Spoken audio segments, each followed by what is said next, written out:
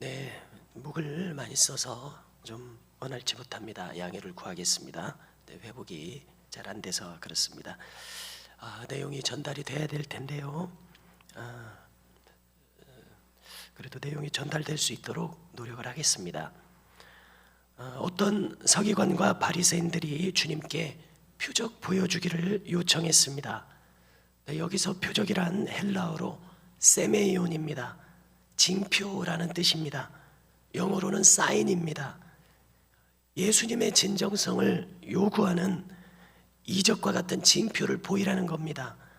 더 나아가서 당신이 선지자라는 증거 또는 오실 메시아라는 증거를 보이라는 것입니다.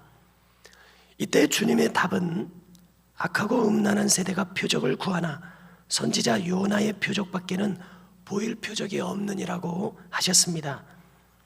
주님은 첫째로 그들의 사람됨을 문제 삼으셨습니다. 둘째로 주님은 대답을 회피하지 않으셨습니다. 표적을 보여줄 것이라고 말하셨습니다. 그리고 그 표적은 선지자 요나의 표적뿐이라고 하셨습니다. 무슨 뜻입니까? 선지자 요나의 표적은 무엇입니까?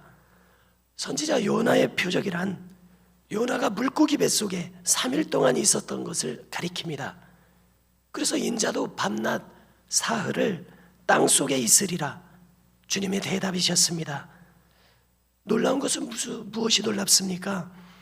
주님은 십자가에서 죽으실 것을, 그리고 3일 동안 무덤에 계실 것을, 그리고 3일 후에 부활하실 것을 한꺼번에 말씀하셨던 겁니다. 즉 주님께서는 십자가와 부활이 거침없이 말씀하시기를 곧 표적이라고 하신 겁니다. 그래서 이 대목이 참으로 놀랍습니다. 주님은 가차없이 메시아 되심의 표적, 곧 십자가의 대속과 부활을 말씀하신 것인데, 이 서기관과 바리새인들이 얼마나 이것을 알아들었을지 의문입니다. 추측컨대 그들은 전혀 짐작도 못했을 것입니다. 이로써 주님의 대답은 완벽한 대답을 하신 것을 알 수 있습니다. 그들이 비록 알아듣지 못했을지라도 그렇습니다. 주님은 이어서 니느웨 사람들과 남방 여인에 대해서 말하십니다. 이 세대 사람들이 얼마나 악한지 니느웨 사람들이 정죄할 것이라고 단언하십니다. 이 니느웨 사람들은 요나의 전도를 듣고 회개했습니다. 그들에 비하면 이 세대 사람들은 얼마나 악인인가. 솔로몬의 지혜를 들었던 남방 여왕도 마찬가지입니다. 이 세대 사람들이 얼마나 악인인가 드러내십니다. 주님의 인간론이란 단 한 가지만을 사람들에게서 보시는 것을 알 수 있습니다. 그것은 그 영혼이 회개한 영혼인가, 이 한 가지입니다. 방금 니느웨와 솔로몬의 이야기를 언급하신 것이 바로 이 뜻이시죠. 왜 그 한 가지만을 보십니까? 천국은 거룩한 나라이기 때문에 그렇습니다.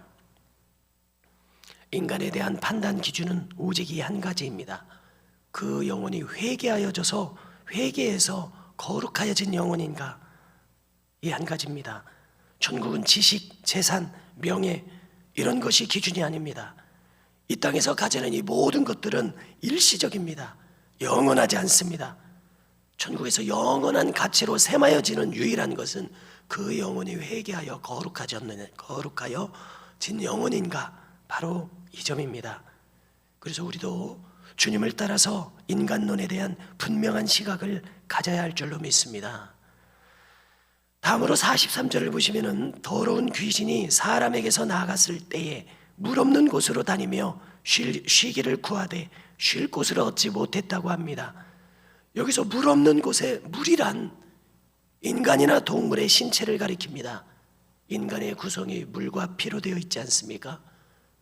귀신이 자신의 처소로 이 신체를 좋아한다는 것이죠. 그런데 예수님께서 쫓아내셨을 때에 신체 밖으로 나가야 되므로 물 없는 곳으로 다니는 겁니다. 그래서 더 이상 인간의 몸에 있을 수 없어서 바깥 세상, 물 없는 곳으로 쫓겨나서 다닐 때에 그들은 이 바깥 세상이 너무나 건조하고 더워서 견딜 수가 없다는 겁니다. 이것은 임상적인 경험을 수집했을 때에 거론되는 이야기들입니다. 그래서 다시 자기가 인간의 몸을 찾습니다. 44절에 보니까 이에 이르러 내가 나온 내 집으로 돌아가리라 하고 와보니 그 집이 비고 청소되고 수리되었거늘.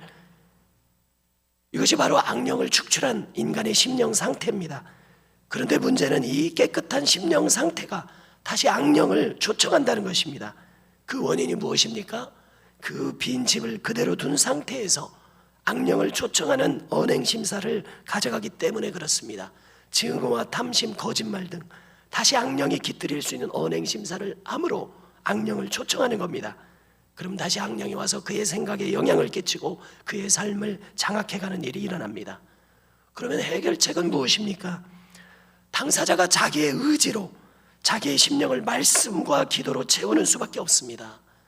이렇게 첫째로 자기의 의지로 하나님을 찾는 것이 중요하고, 둘째로 말씀과 기도와 찬송과 감사 등 하나님 나라의 선한 일들로 자신을 채우는 영적인 작업이 절실하게 필요한 겁니다.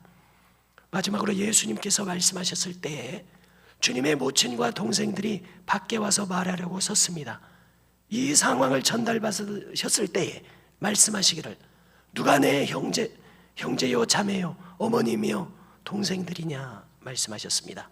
제자들을 보시면서 나의 어머니와 나의 동생들을 보라.